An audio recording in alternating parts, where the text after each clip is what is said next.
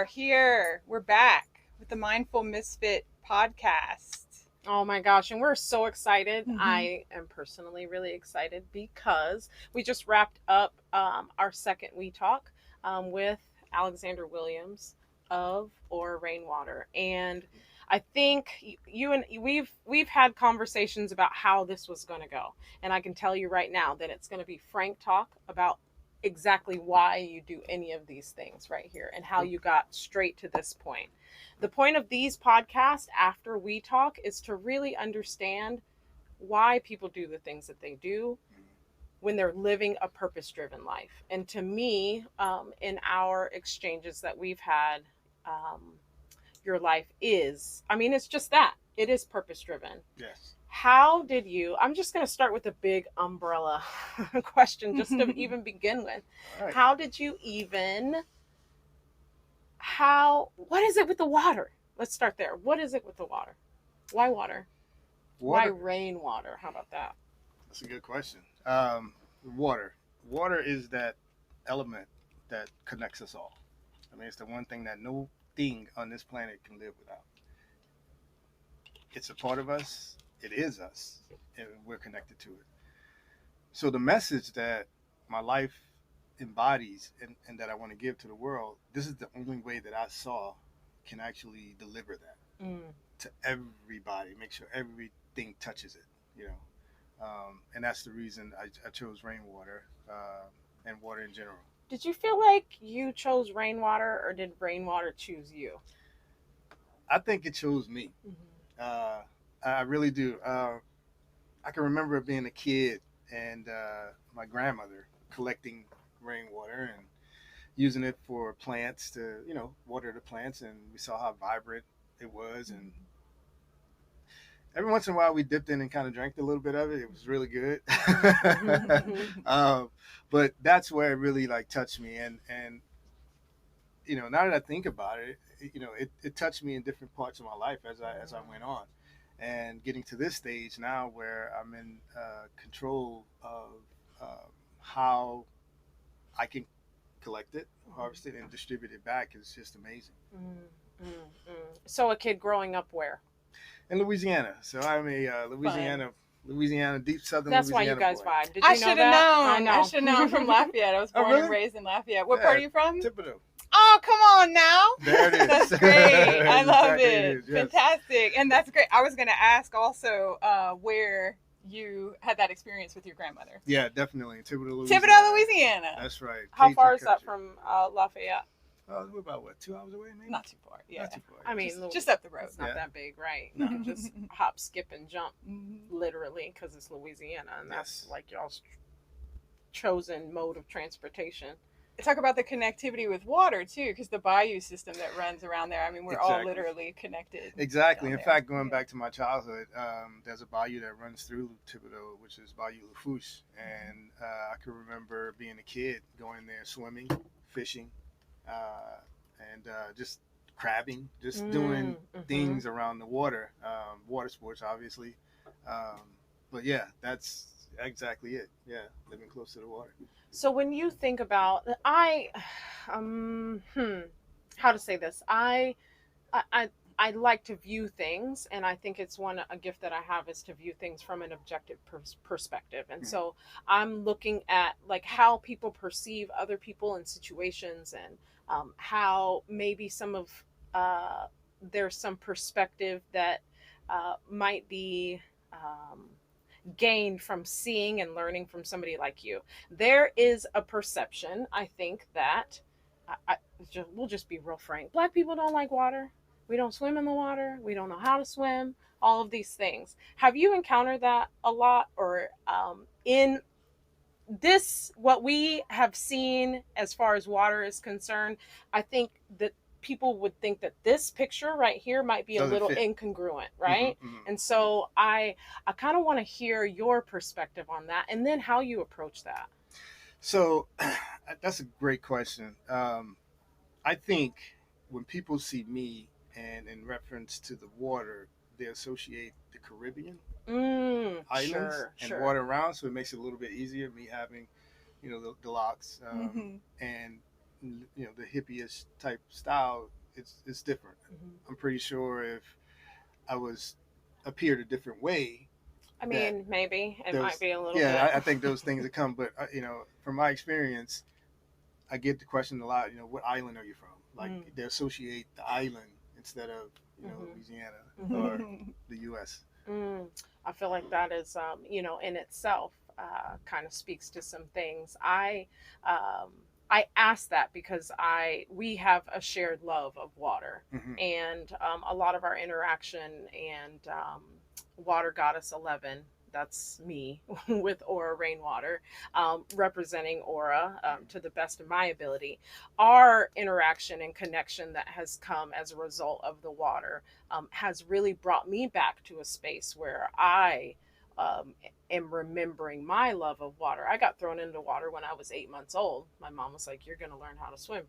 And then I've been swimming since then. Mm-hmm. Fast forward to probably about maybe, I think I was probably 36, and I was at an event for yoga, right? That's already kind of a like, oh, black girls doing yoga? Okay, let's see what this is going to be about.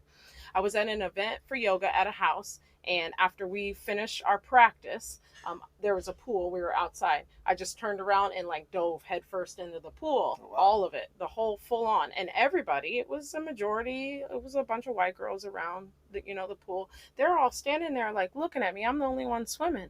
I come up out of the water and I see all of these faces, and everybody around the pool was like, "We have never seen that before." Oh wow, that's an experience. That was a whole experience. Yeah, We have never seen that before. And one of them, I'm really close friends, or was really close friends with one of them. She was like, "Oh my God, you're a swimming ass black girl." And I was like, I am.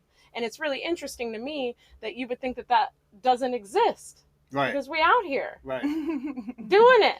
Yeah. And I have a really deep love for the water. And so sitting down there and these connections that we're making, and how I am gaining more insight, and as I'm peeling back the layers of who I really am and what it is that I feel like I'm being led to do here on this earth this time around. Um, I'm sitting there in the we talk, and my face just started to melt like water. Tears are running down my face because it is just resonance with everything that you're saying about the water, and knowing in that moment that I'm exactly where I'm supposed to be, regardless of what people think that I'm supposed to be doing. Mm-hmm. And how much of that do you feel like you've had to kind of hang on to in your journey to get to this point, to even say, I'm going to have a rainwater company? So it was a struggle in the beginning when I approached this industry. A guy opened me with open arms, in which we're still partners today, Dave. Um, he opened me with open arms, and we began to talk, and we found that common level, and then from there it just sparked, and we hit it off. Um, I think it comes back to just that connection here, and I want to hear more of what you're saying, but just how water really is the thing that unites and connects us all. Yeah, definitely. And again, that was the common denominator, and from there, he and I, we just shared. We shared our love for the water. We shared our love for the rain. We shared our love for, all of these common things, and we just connected. And that was a huge part of my entering into this space.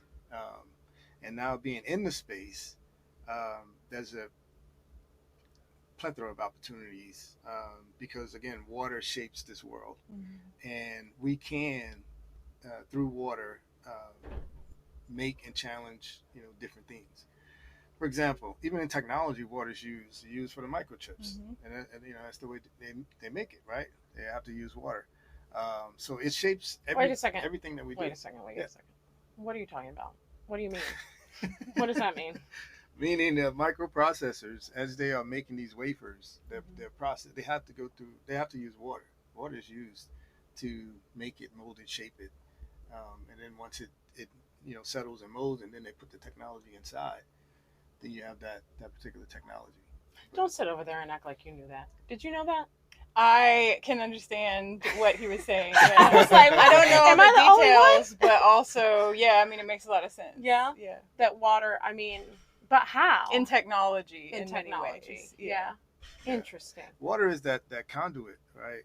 We speak about technology and we associate technology with electricity and that sort of thing. And water is that conduit. So in reference to what we were talking about in the manufacturing process, when people build molds, right, to certain things, they need water to cool that mold off, right?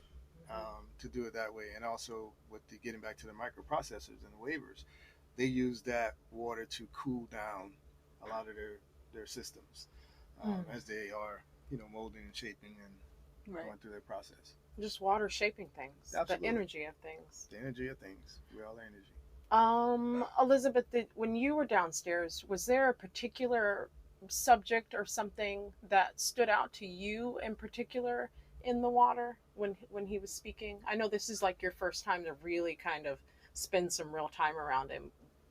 Was there something that stood out to you? I was just interested in kind of hearing the entire story of it all.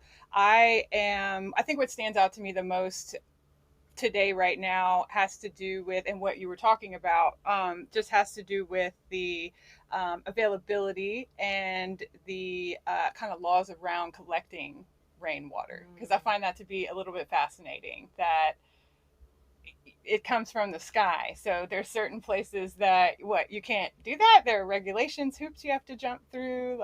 So it's just interesting to me how that's even a thing.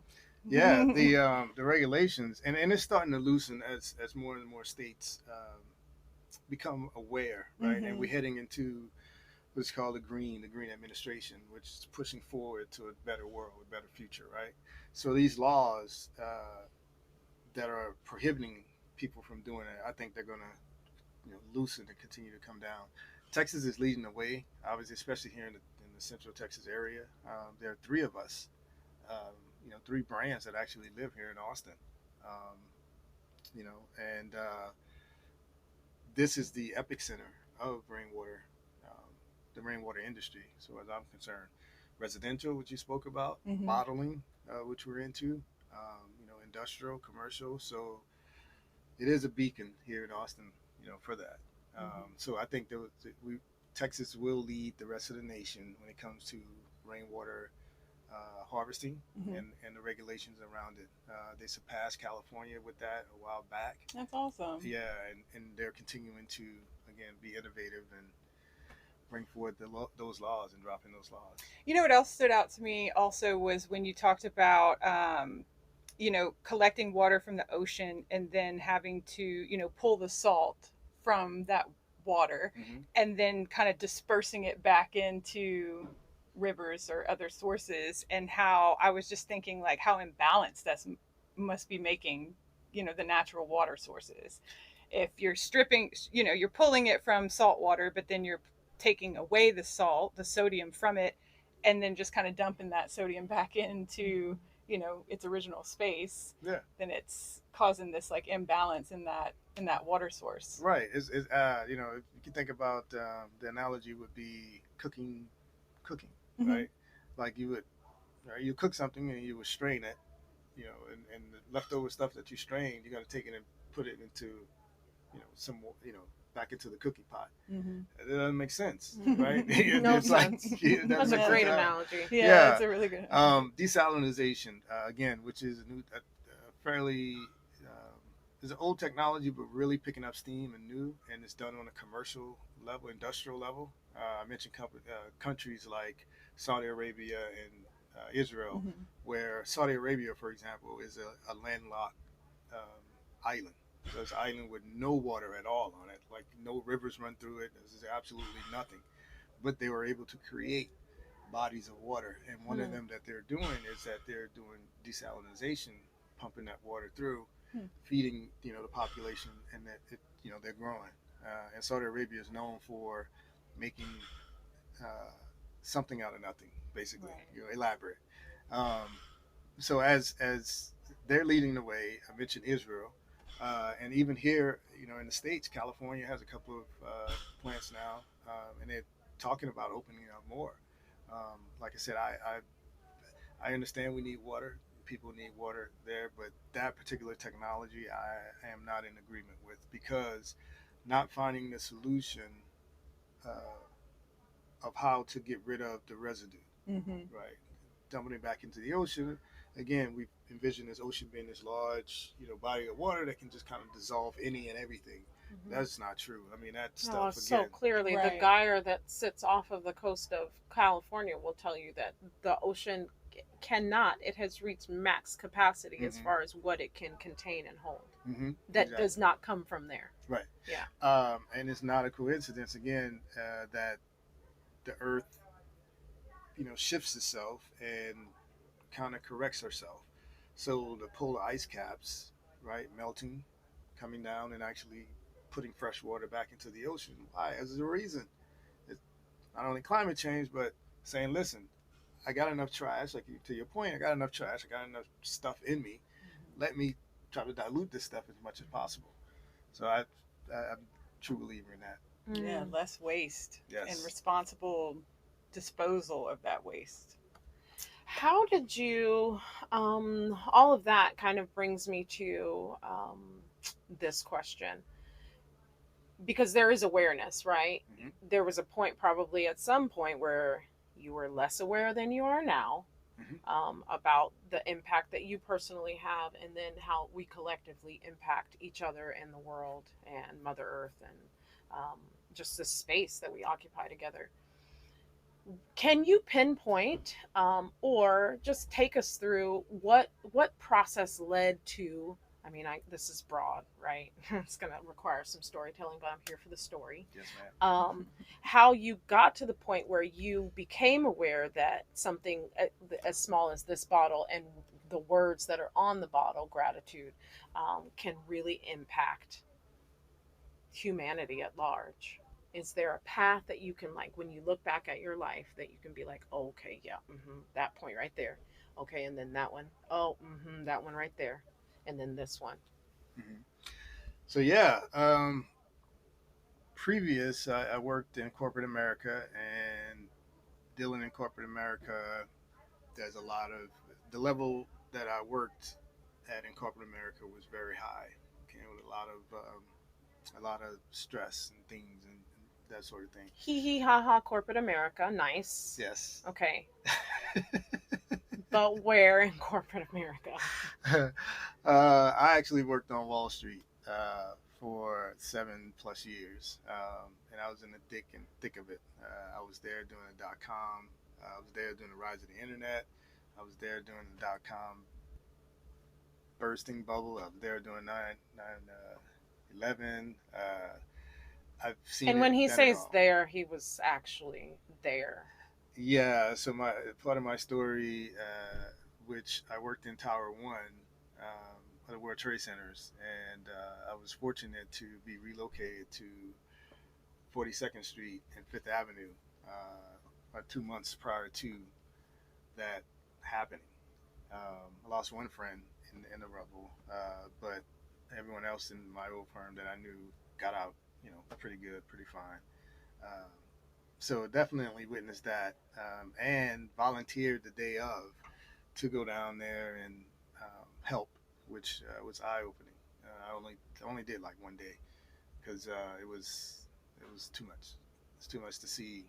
What I mean by that is the day of, they were asking for volunteers, and you would sign up at a local fire station, and that fire station would walk you down. Well, my job was to hand out fruit to firefighters that were there, bananas, fruits, just to keep them, abreast of what's going on.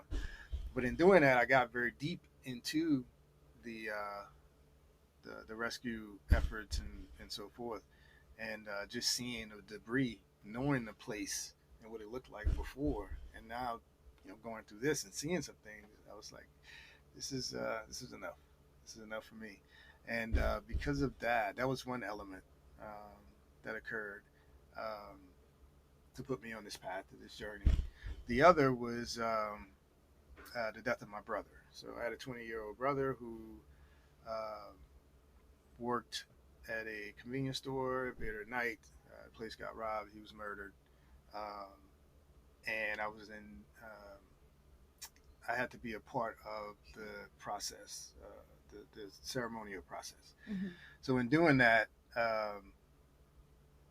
seeing him Mm-hmm. lying there, just the young kid just lying there, I was like, am I living my full life? Like, what is it? What the hell am I doing? Right? How have I impacted humanity? What am I doing? So Legacy, so, contribution. yeah, Yeah, just like all of it. what am I doing? What Right. will I leave? That was the wake up. That was the wake up. And then a couple of months after that, Katrina happened. Hmm. And in Katrina happening, Because I was when you wondering were where you in New were. York, I was in New York. and Yes, then were you still in New York when Katrina happened, or was there a transition? I was still in New York. Okay. Again, I was still in New York. Mm-hmm. That was in '05. My brother had just passed a month before in Mm-hmm. July and August. Katrina happened. So Wow. all of that was just like impactful. That's extremely impactful. Yeah, yeah, and that's another thing that's I think the universe was saying like, okay, here you go, man. What are you gonna do with your life? What is it there that you have to offer? Mm-hmm. You know, so that set me on a path. Set me on a path. I was married at the time. Went through a divorce and simply sold everything. It's just like, you know what, I'm out of here. You go through something like that, you like, And I'm at bottom. everything. I mean, You it like was want to just start like from scratch. Yeah, here yeah, on top, layers and yeah, layers and layers of experiences. yeah. So I actually sold everything, threw on a backpack, and decided to travel the world twice. And then doing that, began to unwrap what I had built in corporate America, like that onion layer of, Mm-hmm. as you go through that, meaning that corporate training and so forth, and you really like get wrapped in, and you talk about people losing themselves. Mm-hmm. I understand and I see why they lose themselves and not live their full purpose and their full life. So that allowed me to unpack everything, take that trip around the world, and really rediscover myself. I told you I grew up in Louisiana, so being back to nature, being out, understanding cultures and talking to people and Mm-hmm. understanding. And again, the common element was water. You know, Were you aware? Okay, so you're noticing that there's a common element there. yeah. When did it come into like your real awareness that this could potentially be something that you need to, a thread that you needed to follow, whereas just a commonality that you noticed? So um, here in Austin, there's we actually helped create. I say we is my current wife, Jamie. Who's We amazing. I love you, Jamie. we help. We started the Lupus Walk here in Austin. Okay. They didn't have a chapter.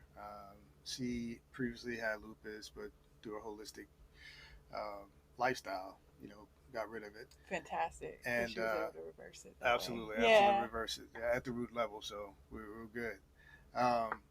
But we did the walk, and in doing the walk, I was looking for a natural source, right? Natural water source. Mm-hmm.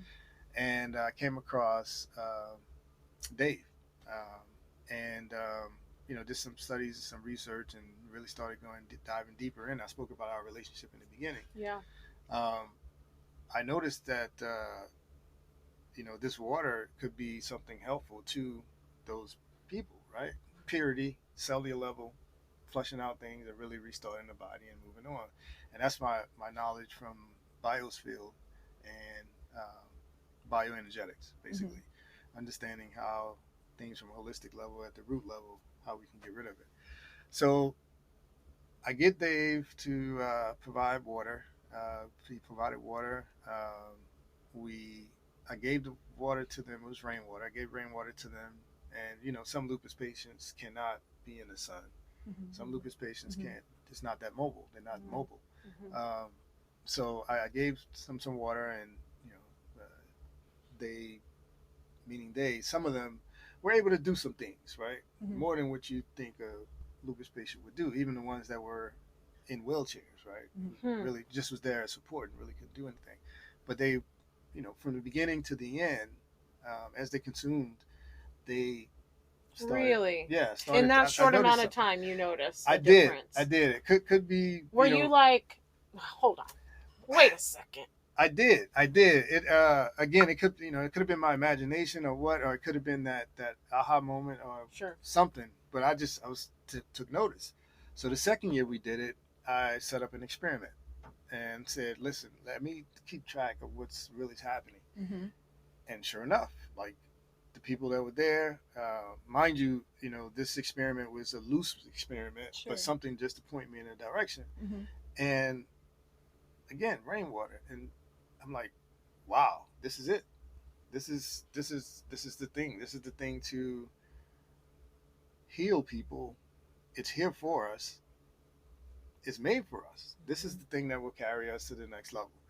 So again, started diving in deeper and deeper into it, and again, my work of meditation and understanding Dr. Emoto's work in water. Right. It was a perfect marriage, perfect fit. Again, I think aura again is that element between the physical and spiritual world, where the common element, which is water, is the common denominator to help facilitate that. It's all of that is incredibly, it's fascinating. We Elizabeth, he told me a lot of these stories on the way back from Colleen when we had a pop-up for Aura Rainwater, and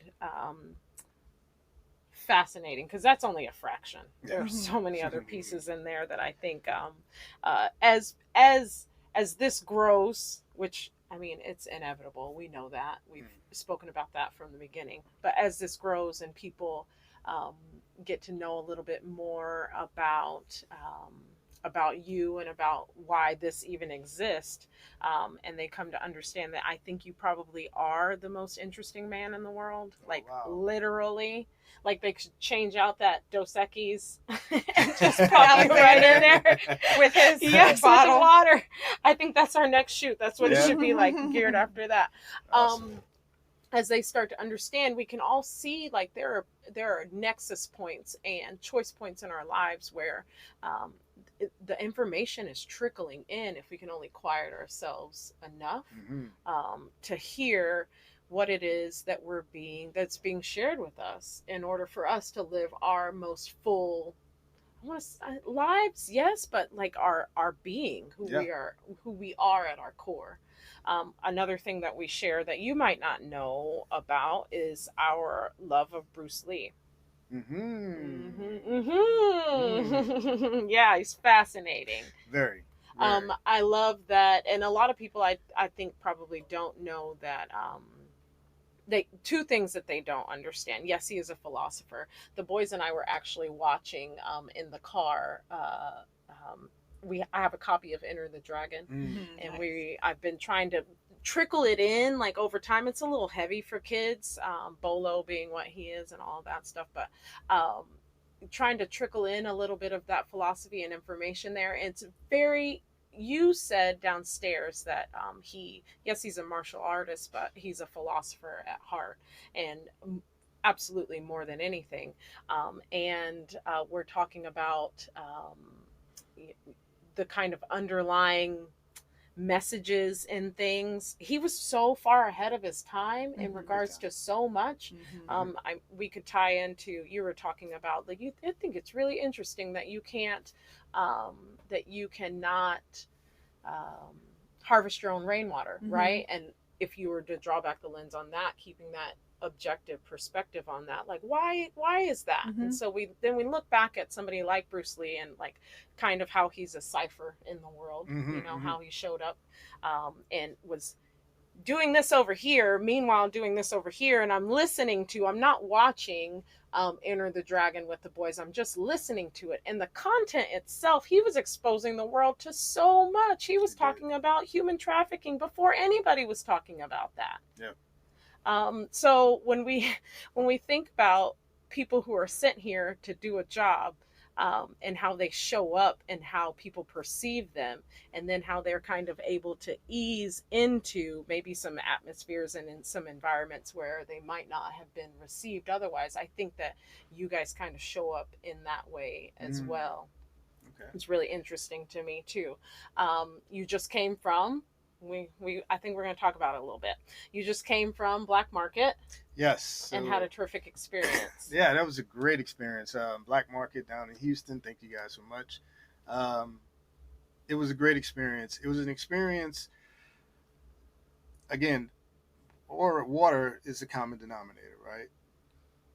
And there's a huge push for people to get healthier, whether that's eating right, reading, whatever it is for self improvement. People are starting to do, and that's the wave that is happening in the United States as well as I'll talk here in Austin. Yeah, do that. For sure. It's being asked for you to drink some gratitude. We're going to talk about that. Especially with this little topic. Yeah, Yep. exactly. So, I say that because I'm just going to not interrupt, but just interject. So on the bottle, those of you who are listening podcast style, obviously you can't see. We all have bottles of Aura Rainwater sitting here at the table. And the label itself is brilliant. Aura Rainwater for the soul. But on the back, gratitude connects our hearts and energizes our being. We hope you allow it to flow through you just as the water does. Flow like water, like water. the band says. Like Bruce Lee says, absolutely. With that be like water, that flow like water, like Bruce Lee, it's also, I like the contrast of flow like water, be fluid, be able to flex, bend, right? But the other side of that is the power behind water. It's extremely powerful. It's a force to be reckoned with. So just like that, I just want to put that. Yeah, no, you're absolutely right. And collectively, it could move mountains, literally. Actually, if there is enough water, there's nothing that you can do about it. No. Katrina is a good example of that. In fact. Yeah, and us being, water, enough people moving in the same direction, we can move mountains. We can move some stuff. Some stuff. Yeah. So Black Market, moving some stuff. People are moving some stuff. Definitely. We're making some changes as far as health is concerned. I see a huge push that people are starting to live and really embody health and wellness. Fitness, mind and body is huge. Black Market was a great experience because the people that were curious about rainwater, number one, because we're taught, as kids, especially today, especially downstairs, you was talking about the acid rain and pollution. We were taught to run, run, get out of there, and that practice continues on. When it rains, people run out of the rain, or they get an umbrella and they pull it up. So at Black Market, people were asking that question. Rainwater, why rainwater? So we would have a conversation and we explain to them, and the conversations were lovely. They understood, it clicked. It's like, whoa, wow, yes, we get it. I got it, and there was some there that we actually went through the spiritual side of water and what water, entails and what it does spiritually, for one, to hydrate. So the Black Market experience was fantastic. It was good. It was good to be there and to hear the different perspectives of people. But collectively, we are moving to that collective piece of spirituality, and we're seeing that. Man, that's a big part of it. Like when you think of baptism, I baptized myself last night in a swimming pool. There you go. Good for you. I gave it all up, just dunked back. Go and give it awesome. to the water. So, yeah, that Absolutely. cleansing, that rejuvenation, that just that boost that it's just like mandatory. Yeah. I'm so happy that you drink more water now. There was a time where I was like, Adrian, no, starving myself. I need you to drink some water. I mean, we're thinking about the spiritual aspect of things, right? I mean, it's so true. You want to take it there was a problem for a while. I was like, here, have some water. You're thirsty. Yeah. But then you take it to a whole other level, and it goes into this space where we are conditioned to not see our worth. No. And not take our worth, not take our health and our state of being into consideration when we're moving about the planet. Yep. And so we were talking downstairs about the difference in buying something like Aura water or just straight up buying Aura water, because there is nothing like it on the market, just period. We talked earlier about, you mentioned that there are two other companies, so there are three of us here in Austin, but there's nothing like this. Nobody is meditating over the water. Nobody understands the impact that words I mean, the other companies don't, maybe they understand, but they're not implementing it in No. their water. Um, they don't understand the impact of communication, even with the water, and how it changes the structure. So there was a time, right, that I was not taking care of myself. And I know there are a lot of people who are waking to that right now, and understanding the spiritual implications of when we don't value ourselves, what that does to ourselves and everybody else around us. Yeah, yeah, exactly right. Absolutely. When we don't take the initiative, right, and look at ourselves and make sure that we as the vessel are clean, we can't give. We Mm-hmm. can't give, and that's what happens with water. I mean, you stop the dam or you have something in the way, it can't flow. You know, hence the chakras and the alignments. Man, and stagnation, like the Yes, whole thing. the whole thing. Yeah, and block you all up. Yeah, block you up, and now you have problems, Big serious problems. problems. Yeah, Very serious problems, both like on a biological and anatomical, physiological, on all the levels, all because levels. water is everything. It is everything. 99%. I'm with you. I had a whole download the other day that I have to explore a little bit further, but about cells and cells and selves, and how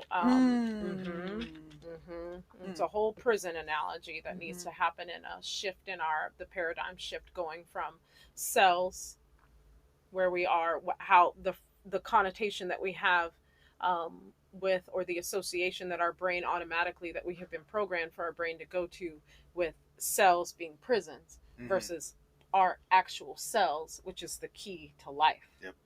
And so, once we can command our cells and take things to a cellular level, then we are in sovereignty and dominion over But ourselves. they don't want that. No, absolutely not. That's why you can't go to California and harvest your own rainwater. Period. Yep. Yeah, I mean, you can harvest, but you're very limited on what you can do.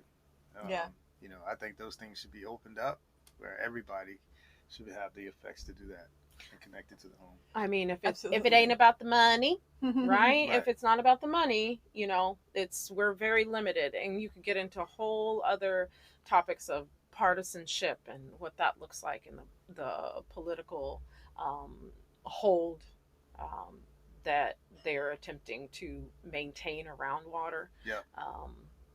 Lowercase they, not capital T they, because Mhm. there's a distinction for me between those big they and the little they. Gotcha. We're dealing with the big they when we're talking about Aura Gotcha. Rainwater. So when you approach it from a spiritual perspective and you're having conversations there with people at Black Market, how much do you share with somebody, in regards to your spiritual philosophy? I share quite a lot. Yeah. With them, whoever would engage in the conversation. Obviously, there are layers. You know what I mean. Mm-hmm. And when you're talking, you let them lead. I let them lead, and we get into some very deep detail. Mm-hmm. But at Black Market, those conversations were around water and how water is. Once I mentioned to them that water is alive and water has memory, and explained some of Dr. Emoto's research Mhm. and what it's like, they begin to open their eyes and say, "Wow, that's the connection." Now I see. I see how spiritually this comes and connects with us, especially culturally, right? Culturally, every culture did something around water. We literally came here on the water. Yep, in the womb. The womb, we're around water. We're always around water. So having those conversations with them on the spiritual side and them seeing it from a different perspective, it was mind blowing. That's why these conversations are so important to have, like in just amongst ourselves, but to spread that love, like at the Black Market, and talk to people about things that they typically maybe wouldn't even think about, like on their own, and then be able to share this more and more and more, and have these conversations just spread. I think we talked earlier before that we talk about the puzzle pieces, like we all are pieces to a big giant puzzle. Yeah. And we don't know that unless we get out and interact with each other and engage in those conversations. And I appreciate and also work the same way when it comes to kind of, you know, knowing your audience or reading the room whenever you are talking about and diving into things Right. that you have a lot of depth about, but knowing that you may be limited as far as like how much they'll absorb and when Right. they'll put their wall up, Right. and like knowing when to be like, okay, they've had enough here, let's let them process this part. Hopefully they'll come back, hit me up and say, hey, we were talking about this, I want to know more about that. Right. You know. Right. So yeah, I think there's that aspect, and I think there's also the aspect of there are a lot of us who are further on in this evolutionary human evolution than we think. And there are a lot of people who think similarly because we're all getting the same information. We're receiving the same information. But there is no platform or space for them to discuss it in a space that's safe, in a container that's safe. And so I think there are levels absolutely of like, I'm not really prepared to hear all of that you're talking over there yet. And then there are also, and I think you mentioned this when we were talking about the market, that there are also people who are just kind of coming out of the woodwork like, yeah, I know that and I feel that. I just haven't, there's nobody to share it with. Yeah. I don't have a place to offload this information, and that's what we want to create too with Aura. With our community is especially I think the Facebook community where we can get in there and we can actually chat. That's where Spiritualish comes in, where you can go there and you can actually chat and talk about those topics in which you normally would not talk about. So congratulations to you guys on that platform as well, because this is definitely needed. Thank you. Yeah, we really appreciate that. I think we definitely got the call as far as that's concerned, much like you did with the water. And we're invested in creating a space and holding space. Because I can tell you, I think we've had shared experience with it. This is a baby. I'm holding the bottle right now. This is the baby. And seeing this baby like grow and change, you have to protect the baby. Yeah.